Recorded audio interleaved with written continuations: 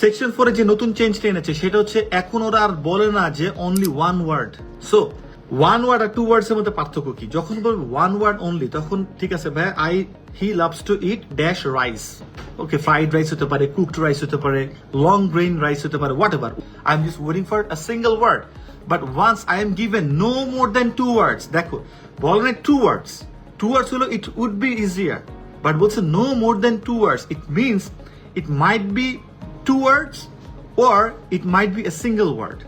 That's the kind of irritating. মানে থাকে না যে এখন এটা কি একটা শব্দ হবে নাকি হবে চিকেন ফ্রাইড রাইস হবে নাকি শুধু ফ্রাইড রাইস হবে। He loves to eat dash, এখন যখন আমি শুনতেছি হি লাভস টু, হ্যাঁ he went to the restaurant and he basically he often eats chicken fried rice, so he order this, তার মানে he loves to eat, he often eats এরকম। সো বুঝতে পারছি he loves to eat chicken fried rice. এখন এখানে বলছে no more than two ওয়ার্ডস। এখন আমি কি ফ্রাইড রাইস দিব নাকি চিকেন ফ্রাইড রাইস দিব নাকি চিকেন রাইস দিব বুঝতেছি তো না, বাট পুরো গ্যাপই আছে, এখানে দুইটা ওয়ার্ড আসবে, কি দিব, কোন ওয়ার্ডটা দিব? সো যখনই বলছে no more than two words you are in trouble, কারণ একটা ওয়ার্ড আসতে পারে, দুইটা আসতে পারে।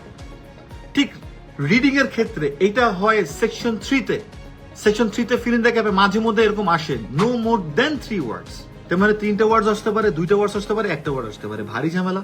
সো অনেকেই হয়তো বা জানো না, কারণ তোমরা ক্যামব্রিজ যেটা ফলো করছো, ক্যামব্রিজ যেগুলো করে আসছো সেগুলো সেকশন 4-এ অনলি ওয়ান ওয়ার্ড থাকে মোস্টলি, বাট নতুন দুই একটা যদি দেখো দেখবা যে নো মোর দেন টু ওয়ার্ডস আসা শুরু করেছে, এবং এটা গত বছর কিন্তু এটা অনেকেই এই প্রবলেমটা ফেস করেছে। সো যারা যারা এখন তোমরা সেকশন 4 করছো, যদি ওয়ান ওয়ার্ড থাকে আমি বলবো যে সেখানটাতে বাদ দিয়ে no more than two words এর যে ম্যাটেরিয়ালস গুলো আছে সেগুলাই একটু প্র্যাকটিস করার চেষ্টা করো, অথবা চেষ্টা করো দুইটা ওয়ার্ড অথবা লিসেনিং এর জায়গাগুলো আরেকটু ভালোভাবে অ্যাপ্লাই করার চেষ্টা করো।